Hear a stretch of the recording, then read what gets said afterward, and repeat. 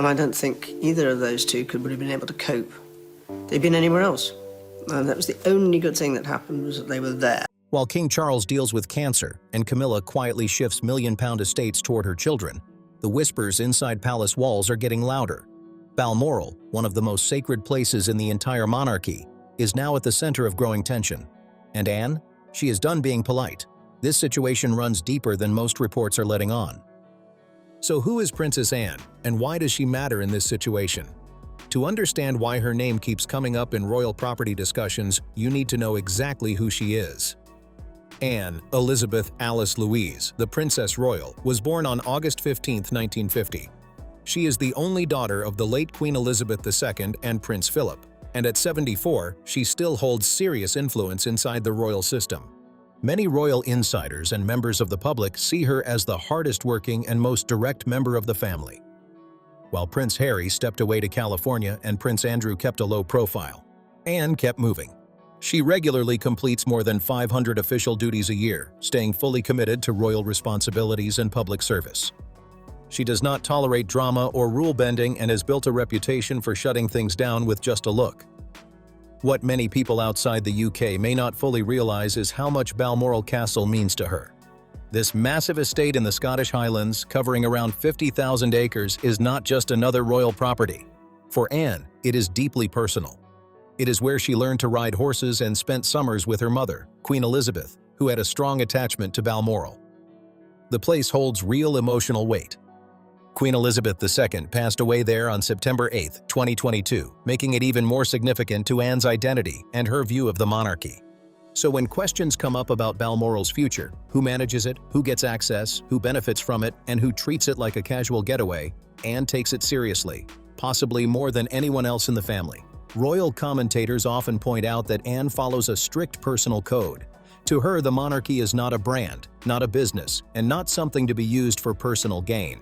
It is an institution that must be respected, and Balmoral represents that core idea. She has watched her brother, King Charles, open the castle for public tours in 2024 and 2025, a move their mother likely would have resisted. Reports suggest Anne has mixed feelings about that decision. At the same time, as Camilla's children appear more connected to royal properties, questions are starting to surface about where Anne draws the line. Balmoral itself sits at the center of all this tension. It is not part of the Crown Estate, which is a key legal detail many people misunderstand. The Crown Estate includes places like Buckingham Palace and Windsor Castle, which belong to the nation and are managed on behalf of the monarchy. Balmoral is different. It is privately owned by the royal family. Prince Albert bought Balmoral and its 50,000-acre estate in Aberdeenshire, Scotland for Queen Victoria in 1852 for £31,500. Since then, it has stayed within the family as private property.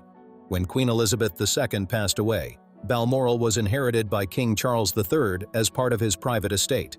That difference matters. The rules around Balmoral are based on private ownership and family decisions, not public law. And as many family law experts point out, private estates can often lead to complicated and sensitive disputes. Since taking ownership, Charles has already made notable changes. In the summer of 2024, he opened Balmoral to the public for tours for the first time since it was completed in 1855. That decision was both historic and controversial. Then in 2025, even more access was offered, with guided tours explaining the estate's history from Queen Victoria to today. Some see this as modernization, others see it as commercialization. Charles and Camilla also have their own private home on the estate, used as a retreat. Still, the castle itself belongs solely to Charles, and questions remain about its long-term future. Who gets to stay there? Who can use it for private events? How will it be handled in future inheritance plans? These are not simple questions. Royal finance expert David McClure has pointed out that private royal estates often come with complex and unclear arrangements that the public rarely sees. There are no fixed public rules about which family members can stay at Balmoral or under what conditions. And when expectations based on tradition clash with legal ownership, tension can build quickly. Now attention is also turning toward Camilla's side of the family. Her children, Tom Parker Bowles, born in 1974, and Laura Lopes, born in 1978, hold a unique position within the royal circle. They are the stepchildren of the king and were present at the coronation. Camilla's grandchildren even took on ceremonial roles during the event. However, as Thomas Mace Archer Mills, founder of the British Monarchist Society, explained to the iNews site, Tom and Laura do not receive official royal benefits. They have no titles, no formal duties, and no defined role within the monarchy. Legally, they are private citizens, well-connected and visible, but still outside the official royal structure. Tom Parker Bowles, in particular, is a known food writer and author.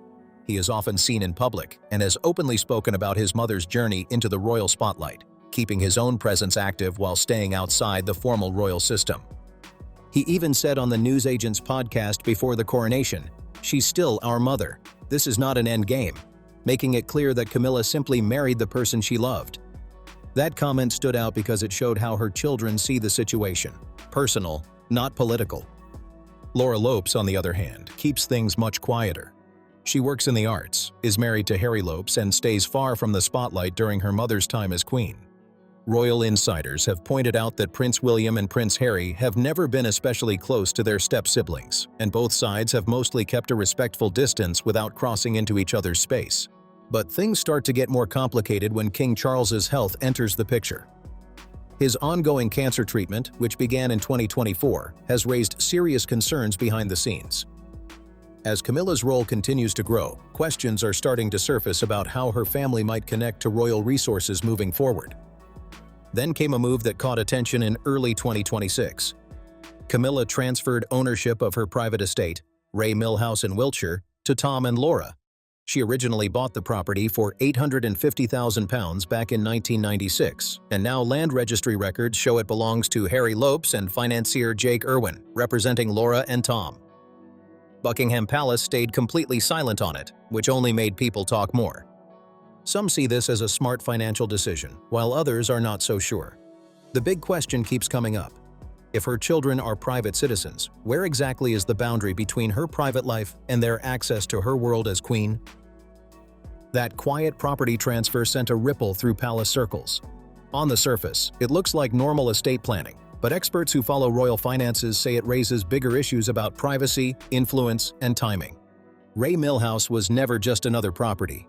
Camilla bought it after her divorce from Andrew Parker Bowles in 1996, and it became her personal escape. It was the one place where she could step away from royal pressure and just be herself. One insider even described it as a place where she could not be a royal, which says everything about how much it meant to her. Now, according to reports, the house is officially in the hands of her children, registered quietly, with no formal announcement. That silence has only added to the speculation. Royal finance experts tend to split into two camps on this. The first says it is simply smart tax planning. In the UK, if property is given away more than 7 years before death, it usually avoids inheritance tax. If that is the plan, this move could protect a significant amount of wealth for her children. The second view is where things get more tense. It connects to ongoing rumors about Camilla and King Charles's relationship, claims that they live very separate lives and spend long periods apart. If anything were to change between them, property already transferred to her children would remain untouched and secure. Buckingham Palace has pushed back on those rumors, but the timing still raises eyebrows. Add to that the financial situation involving Prince Andrew, where any serious legal trouble could lead to deeper scrutiny of King Charles's finances, including private arrangements, and suddenly every quiet transaction starts to look much more strategic. All of this makes the Ray Mill House transfer feel less routine and more like preparation for something ahead. Whether it is caution, planning, or something else entirely, it has definitely not gone unnoticed. Their history goes way back, long before Camilla officially joined the royal family. Camilla married Andrew Parker Bowles in 1973, but before that, he had dated Princess Anne in the late 1960s and early 1970s. That detail alone adds an unusual twist to their connection, one that is rarely seen in modern royal circles. Anne also married Captain Mark Phillips in 1973, the same year Camilla married Parker Bowles. Despite that shared and slightly complicated past, both women have handled things with extreme discretion over the years. Anne attended Charles and Camilla's wedding in 2005, and the two have appeared together publicly many times, often showing a calm and respectful dynamic. In November 2024, Anne even presented Camilla with an honorary doctorate at the University of London. One small moment from that event caught attention. Anne insisted on entering the room after Camilla, strictly following royal protocol, even when Camilla invited her to go first. It may seem minor, but it says a lot about how Anne operates. She is not openly confrontational, but she does not bend the rules either. Royal experts often describe Anne as someone who keeps personal feelings completely separate from duty. She accepted Camilla as her brother's wife and respects her role as queen. But that acceptance has clear limits. When it comes to Camilla's children, the line is much sharper. They have no official duties, no formal role, and no direct commitment to the crown. And in Anne's world, that difference matters a lot. Tom and Laura live as private citizens, but they still have close ties to royal life without carrying any of the responsibility that comes with it. For someone like Princess Anne, who has spent decades doing over 500 engagements a year, that difference stands out in a big way. And yes, she notices it. Royal commentators often say Anne treats Camilla with respect based on protocol, not personal closeness. That distinction matters. People who watch palace dynamics closely have pointed out that Anne is far less comfortable than others when it comes to how the Parker Bowles children are linked to royal properties. She does not say much publicly, but that silence should not be misunderstood. Because in royal circles, silence can say a lot. When private individuals begin moving through royal spaces without the same rules, expectations, or accountability, it raises serious questions. And Anne is someone who pays attention to that. Now this brings everything back to Balmoral Castle, which is far more important than it may seem at first glance. Balmoral is not just another residence. It is a deeply personal, privately owned estate that has been central to royal life for generations. For 5 generations of monarchs, it has been the place where family life happened away from the spotlight. Royal children grew up there, memories were built there, and Queen Elizabeth II spent her final days there. Today, it remains King Charles's private property, used for family time and much-needed breaks from public duty. For years, there was never a strict rule about who could stay at Balmoral because it was never an issue. Under Queen Elizabeth, family structure was clear and stable. But things are different now. King Charles leads a blended family, and that naturally creates gray areas. Camilla can invite her children when she is staying at royal residences, and that has generally been accepted. But the concern being raised is something more subtle. What happens if being invited slowly turns into assumed access? What if occasional visits begin to feel like entitlement? That shift, from guest to familiar presence, changes the meaning of who Balmoral is really for. And this is not just speculation. Reports from British media and royal insiders suggest that some family members, especially those with a more traditional mindset like Princess Anne, are uneasy about where this could lead. There is also the issue of security, which cannot be ignored.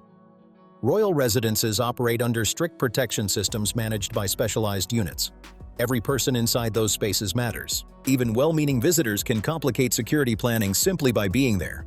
Princess Anne understands this better than most. She has spent over 50 years operating within royal protocols, security structures, and public expectations. She knows how quickly things can become complicated when boundaries are not clearly defined. She has already spoken in favor of a smaller, more focused monarchy, and has pushed back against expanding roles or titles without clear purpose. So when it comes to Balmoral, even informal access by non-working members of the extended family can blur lines she believes should stay firm. And when Anne starts paying attention to something like this, it usually means it matters. All of this leads to a much bigger question. What does the future of the monarchy actually look like from here? King Charles III has been dealing with cancer since early 2024, and while he continues to carry out public duties, attending major events and hosting key gatherings, there is no ignoring the concern surrounding his health. Even Tom Parker Bowles acknowledged in December 2025, "It has been a hell of a 2 years for them," which hints at just how intense things have been behind the scenes. As uncertainty around Charles continues and Prince William prepares for his future role as king, the question of Balmoral becomes more urgent. Traditionally, the estate would pass to William, but Camilla's position, her personal ties, and her family connections introduce new complications that cannot be ignored. Then there is the timing of her financial decisions. The transfer of Ray Millhouse to her children in early 2026 adds another layer to the situation. Moves like that always raise questions, especially when they happen quietly. Is this simple long-term planning, or is it preparation for a shift in her role within royal life? And if her role changes, what does that mean for her children's proximity to royal spaces like Balmoral? Princess Anne, and many others, are watching all of this very closely. The monarchy is not in open crisis, but it is clearly at a turning point. Charles has spoken about a streamlined monarchy. William is expected to bring a more modern approach, and remains firmly focused on duty, structure, and tradition. Meanwhile, Camilla's decisions and her family's position create areas that feel less clearly defined. And in a system built on clarity, that uncertainty stands out. One thing is becoming obvious: unwritten rules and quiet understandings are not going to hold forever. With ongoing financial concerns involving Prince Andrew, legal pressures surrounding Prince Harry, questions about Charles' health, and the reality of an approaching succession, every detail is starting to matter more. Every property, every access point, every informal arrangement, it is all being looked at more closely now, including Balmoral. Princess Anne has spent her entire life protecting what she believes the monarchy should represent, and she is not likely to step back quietly if she feels that line is being crossed. The royal family has survived major events, wars, separations, scandals, even abdication. But sometimes, it is the quieter tensions, the ones around property, access, and control, that end up shaping the future the most. And right now, Anne is watching it all very carefully. What happens next could quietly redefine everything people think they understand about the royal family. Because this is no longer just about Balmoral, or one property, or even one disagreement. It is about control, identity, and where the line is finally drawn. Inside palace circles, there is a growing sense that the old way of doing things, based on unwritten rules and quiet understanding, is starting to fade. That system worked when everyone knew their place and followed the same expectations. But now, that clarity is slipping. Princess Anne sees that shift, and she does not ignore it. She has spent her entire life operating within a structure where duty comes first, no matter what. Titles mean responsibility. Access means accountability. And anything less than that risks weakening the whole system. So when she looks at situations where private individuals are moving closer to royal spaces without formal roles, it does not sit right with her. Not because of personal dislike, but because it challenges the very structure she has spent decades protecting. And this is where things get serious. Because Anne is not just another royal with an opinion. She is one of the most respected figures inside the institution. When she takes something seriously, others pay attention, even if nothing is said out loud. At the same time, King Charles is trying to balance tradition with change. He has made it clear he wants a more modern and streamlined monarchy. Opening Balmoral to the public, adjusting how royal assets are used, and reshaping the image of the crown are all part of that vision. But modernization comes with risk. Because once you start changing long-standing traditions, it becomes harder to control where those changes stop. And that is exactly the tension building behind the scenes right now. Prince William is also part of this equation, whether he speaks on it or not. As the future king, he represents the next phase of the monarchy. His approach is expected to be more structured, more controlled, and more in line with public expectations of transparency. That could mean clearer rules around royal properties, stricter definitions of who has access, and less reliance on informal arrangements that leave room for confusion. And if that happens, situations like Balmoral will no longer exist in a gray area. They will be clearly defined. But until that shift happens, everything sits in uncertainty. Camilla's position adds another layer to the story. She is queen, but also a mother whose children live outside the official royal system. That dual role creates a space where personal decisions can have public impact, even when they are not meant to. Her transfer of Ray Milhouse may have been practical, private, and completely legal, but it still sent a signal. Whether intentional or not, it showed that planning is happening behind the scenes. And when planning starts, people begin asking why. Is it about protecting family interests, preparing for the future, or simply organizing assets in a way that avoids complications later? The truth is, it could be all of those things at once. And then there is the public. Because while much of this unfolds behind closed doors, interest in the monarchy has not gone away. If anything, it has become more intense, more curious, and more divided. Some people support a modern royal family that adapts and evolves. Others believe the strength of the monarchy comes from sticking to tradition, no matter how old-fashioned it may seem. And right now, those two views are pulling in different directions. That pressure matters, because the monarchy does not exist in isolation. It relies on public trust, public interest, and public acceptance. If people start to feel that the lines are being blurred too much, that trust can shift. Which brings everything back to one key point: clarity. Who gets access? Who makes decisions? What belongs to the institution? And what remains private? These questions are no longer theoretical. They are becoming urgent. And in the middle of it all stands Princess Anne, watching closely, saying little, but understanding everything that is at stake. She represents a version of the monarchy that is built on discipline, consistency, and clear boundaries. Not flexible ones, not blurred ones, clear ones. Whether the royal family fully follows that approach moving forward is still uncertain. But one thing is clear, these quiet tensions are not going away. Because in the end, it is not just about who gets to stay at Balmoral or who owns which property. It is about what the monarchy chooses to be in the years ahead. And that decision? It is getting closer every single day.